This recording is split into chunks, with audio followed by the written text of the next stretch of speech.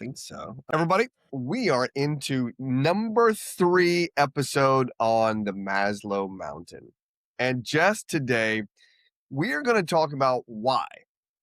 Why, when they're on this mountain, they have a messaging problem. Because messaging, Jess, as we know, is the key to all things when it comes to attraction, next to, because we already talked about this, the payoff, right? Yeah, So let's I'm talk. excited about this, and I think it's probably the one everybody was waiting for if they've been starting to listen to this series, because it's the space that I think people struggle with the most, even though they probably feel like they have it locked in thanks to AI these days. Yep. Yep. And now AI is not wrong. Let's just stay there for a second. AI is such a good enhancer copilot. It's a great thought partner. It's a Yes. great intern. It is Yes. not a great You.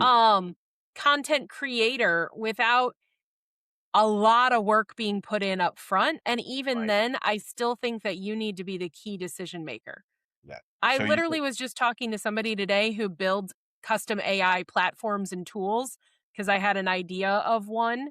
Mhm. And he was like, yeah, we can do this, this, and this all automatically. And I was like, no, I don't want it to do that much. Like, I only want it to do the first half, not the second half, Yep. because I still want to have control over it. And Yeah. so I think that when it comes to messaging, when you're clear on your payoff and your offer in a coaching space, you still need to have a filtering mechanism of human element, human emotion for that messaging before you put it out in the world.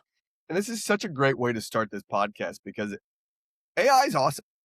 AI, whatever Yeah. platform you're using, whether it's GPT, old school, Claude, the king now, Gronk, whatever you're using in those models, just to name those 3, they're really good. Though here's what we know.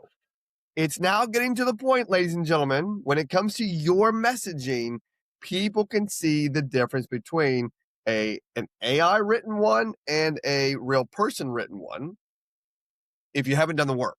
Okay. I'm not saying that Yeah. you can't eventually, but when it comes to your messaging, when it comes to the messaging right here, if you're solely relying on AI, you're going to fail in the messaging to help the avatar who you're looking to attract trust you. 100%.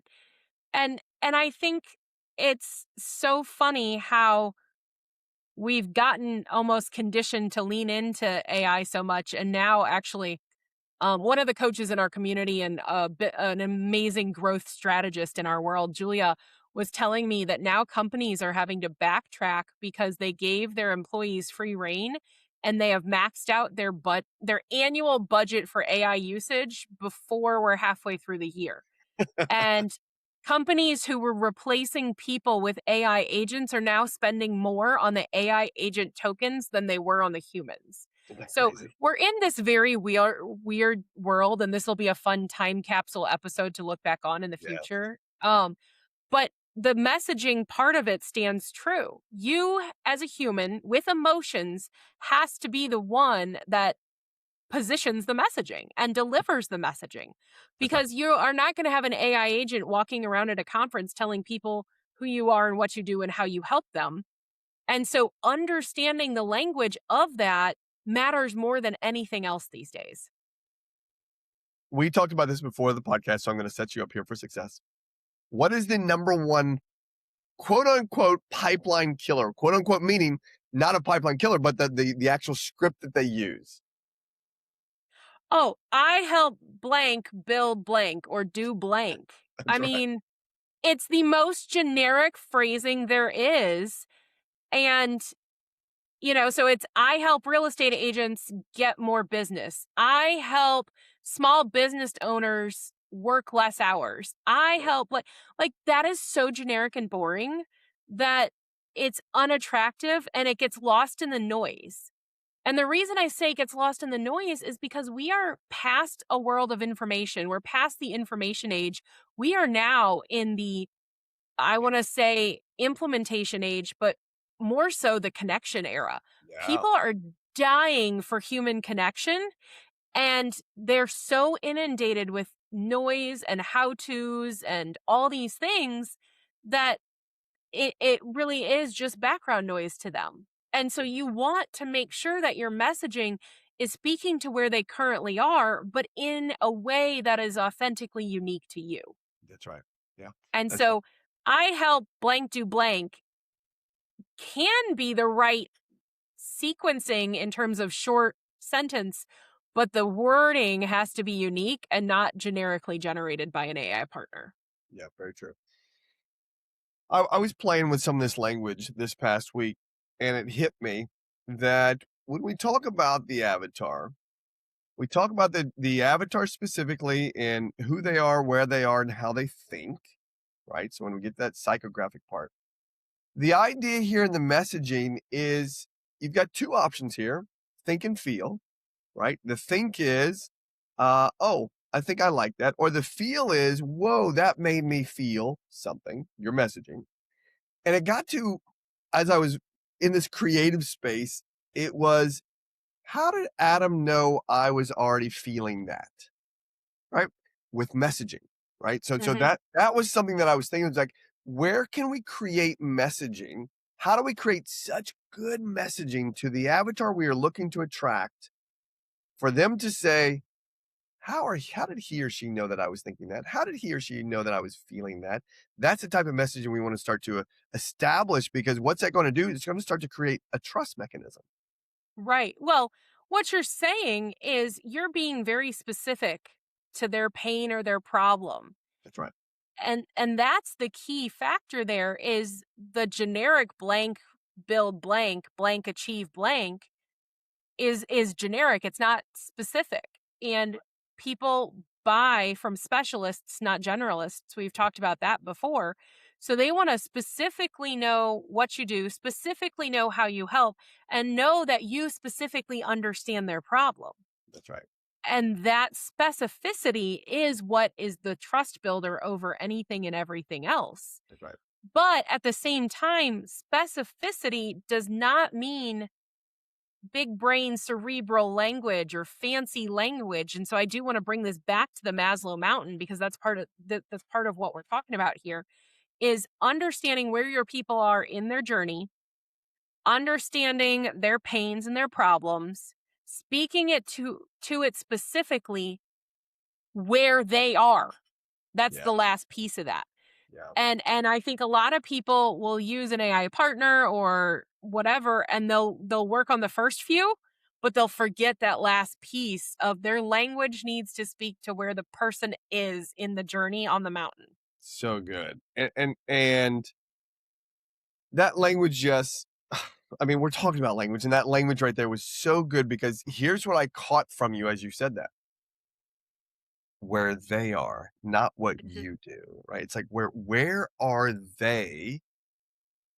Understand that first and foremost. If you hear anything on this podcast, your job after this, push pause right now, action item is to identify where they are. And as it relates to our series right here, where are they on the Maslow hierarchy of needs? Where are they? Where Mhm. are they? Because if you're way too aspirational in your I help fill in the blank, do whatever they fill in the blank, you're going to miss them, right? You're going to miss them. It's not about you right now, ladies and gentlemen. Your messaging is about them. And the specificity there that needs to be understood is, where are they on the mountain? Where is your avatar on the mountain? And what do they think? What do they think, feel, and need? Right. Well, I'm thinking about this, have the opportunity to meet a lot of incredible humans in the world, whether it's Yes. through our events, through our connections, through podcast guesting, keynote speaking, whatever. And I actually, instead of resting bee face, that people talk about, I probably have more of an active cringe face. When it comes to meeting people, and I want to petition the world to make this a new thing. So it's not resting bee face, it's active cringe face. Um, and so my ACF happens when somebody says, "Oh, I'm a clarity coach. I help high achieving women, you know, achieve greatness, aspire for more, create clarity, create legacy. I don't know what it is, but like when I hear somebody have a phrase like that, which is a short, simple thing, and they probably think they're being specific by instead of saying build a big life, they're like, um, build a life of abundance or whatever. I literally have to catch myself not viscerally reacting to that because I know that the person who is still trying to put food on the table for their kids is not thinking about abundance and clarity and aspiration and all these things. And so where you are versus where they are is the number one thing that Number one. I'm speaking to here. And abundance is generic. I'm going to be honest. Like, how? What does abundance mean to you? Do you understand what abundance means to me? Right. You know? And so when you're hearing all of this, really, really think about that payoff. So, what are they looking to achieve? And where are they now? And use that in your language. That's right. Yeah. The whole, I mean, we can be done. We can be Okay. done because we're That was like, the shortest episode well, ever. we can be done because here's the thing that I want everyone to hear: your messaging has nothing to do with you. Yeah. It has everything to do with them. You can solve their problem because that's your true calling and passion of your problem solution cycle. That's great, but it's about them. Your messaging is about them. We coach this to the coaches all the time when we do our social media coaching. It's like you are dead on social media to me. You're dead. You're just dead. Because social media is not about you, you all. Social media is for the eyes that are watching you. It is a social platform, even though Gary Vee says now it is a what does he say? It is a platform that tells you what you're interested in, right? It's interest media, not social Yeah. media Yeah. anymore, right? But we watch this in the coaching lane. So many coaches that get onto the social media world as it relates to them trying to create their messaging out to an unknown group makes it all about themselves. Yeah. And they don't speak to the avatar. They don't speak messaging wise to the avatar for them. So social media is no longer about you, it's about them. So therefore your messaging has to land with them if you want anybody to engage with you. Mm-hmm. Well, and your messaging should never actually be about you, whether it's social media or anything else. It should Sure, always be newsletter, speaking blogs, yeah, specifically to your avatar, where their feet are planted currently yeah, and what they're currently yep, experiencing. yep, And when you are able to do that and you remove the ego and your identity from it, it's not removing you from it, but it's removing your perspective from it in terms of, hey, I'm at the top of this mountain, come on up, yep, and changes you from that hero to that guide if we go back to Donald Miller things. absolutely.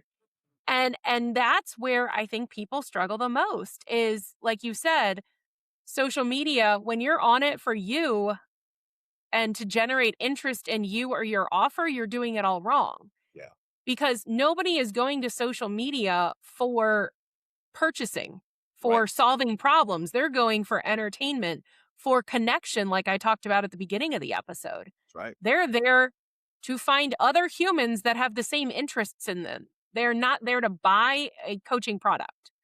And so when you can start considering your messaging and your positioning from the lens of your person and not from you, it changes the game on how you're showing up. So, my speaking coach literally says that almost every keynote speaker fails because they put too much information and not enough story into their content. Sure. And so I had that in the back of the mind when I was giving a keynote a couple weeks ago. And for every idea, I told a story. I literally slowed myself down, removed tons of the information, and lined up stories that were connected together with a framework. Good. And you know what? I got more interest in my coaching offer, in my podcast, in my newsletter, in the things that I have in the world because of that than I ever would have gotten if I'd gone up there and info dumped on somebody. Yeah.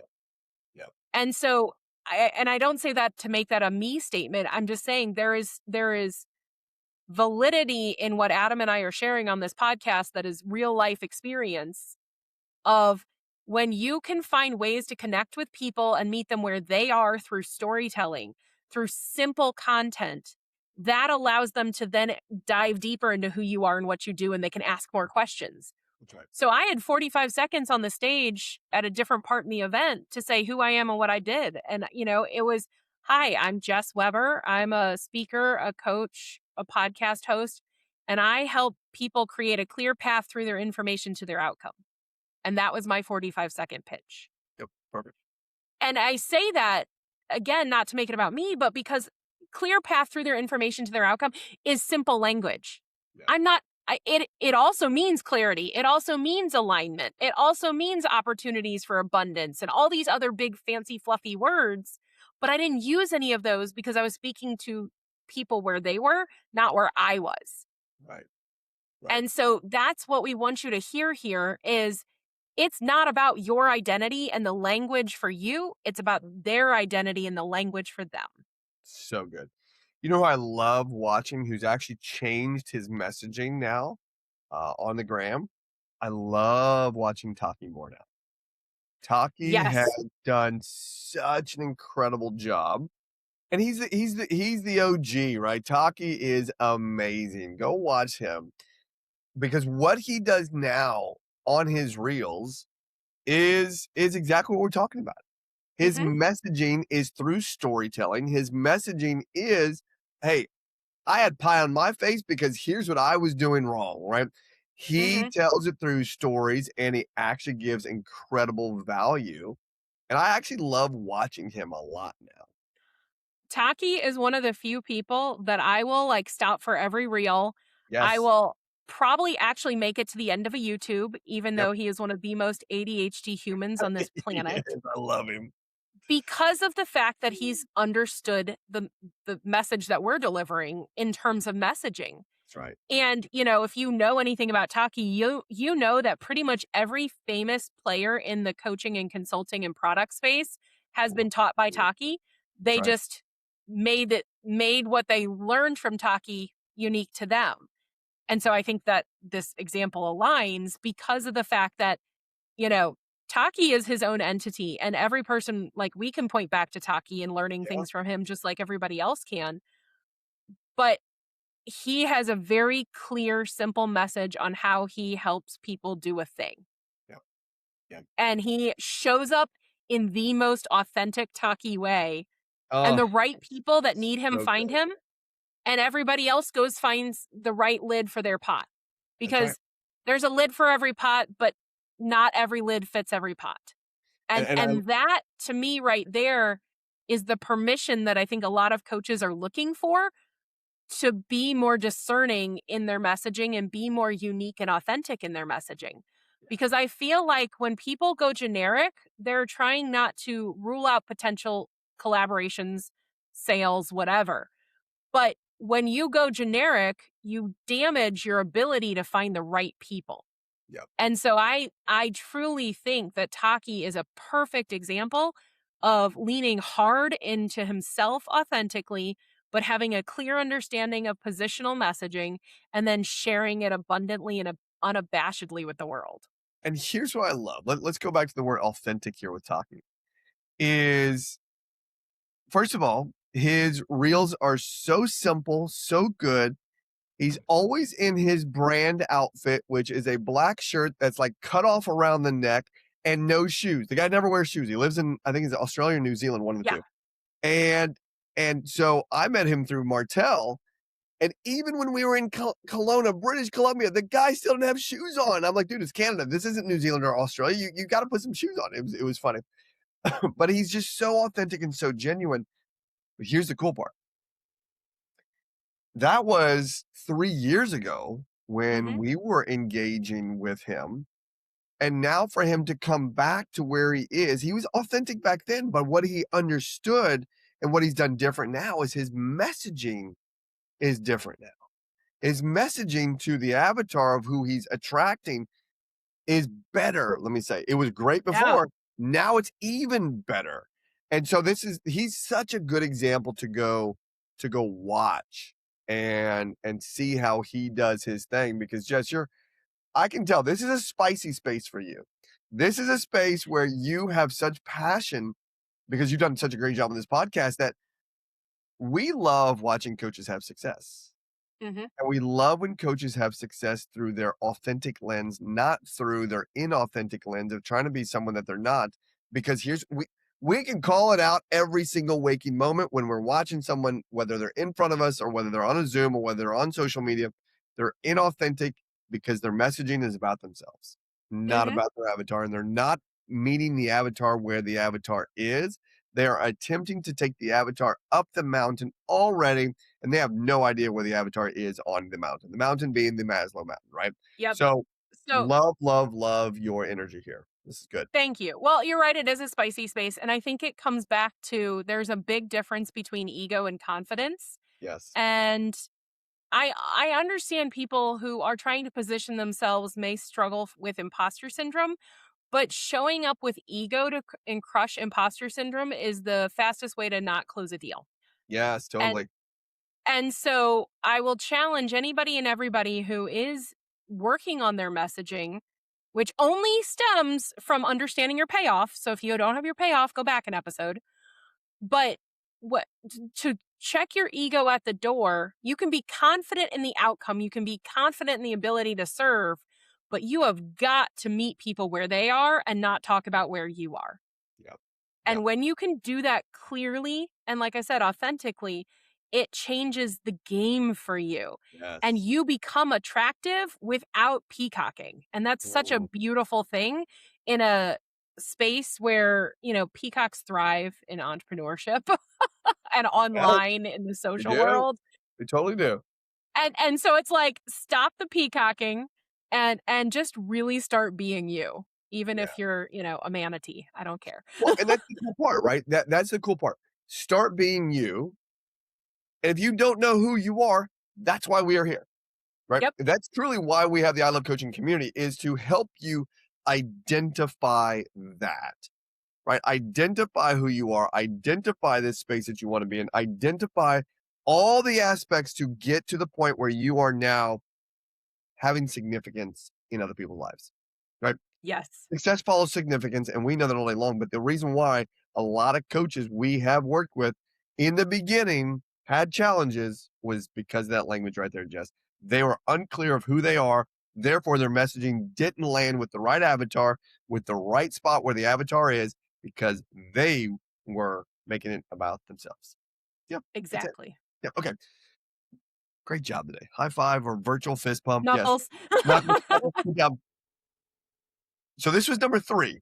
We're gonna go Yeah. to number 4 next. Not today.